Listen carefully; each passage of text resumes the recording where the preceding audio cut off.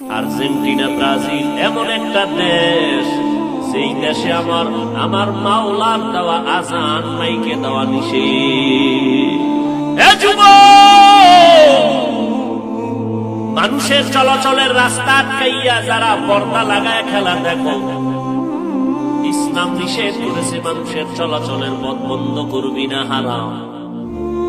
এরপরে গোল হইতে গিয়া মঞ্জরে চিল্লাই উঠছ দর্শন, তোর চিৎকারের আওয়াজে পাশের ঘরের বাচ্চা লাফ দিয়া ভয়ে কান্না শুরু করছে, মা ভয় পেয়ে গেছে। এই মা যে তোরে বটদোয়া দিছে ফল, এই বটদোয়ার শাস্তি কেমনে সহ্য করবি? মানুষের বটদোয়ার শাস্তি বড় মারাত্মক। হঠাৎ দেখবি তোর পাও ভাঙ্গা, নাইলে কিডনি নাই। বটদোয়া বড় কঠিন, মানুষের বটদোয়া বড় কঠিন। তোর বাচ্চা যদি ভয় লাফাই উঠে কারো আওয়াজে, তুই তো তারে মাইরা ফালানোর জন্য রেডি হয়ে যাবি। আমার বাচ্চারে তুই কেন ভয় দেখাইলি? তোরে সার নাই। আজকে এমন জোরে ভোর রাত্রে চিৎকার দিছো, মনে হয় এলাকায় ডাকাত চড়াইছে।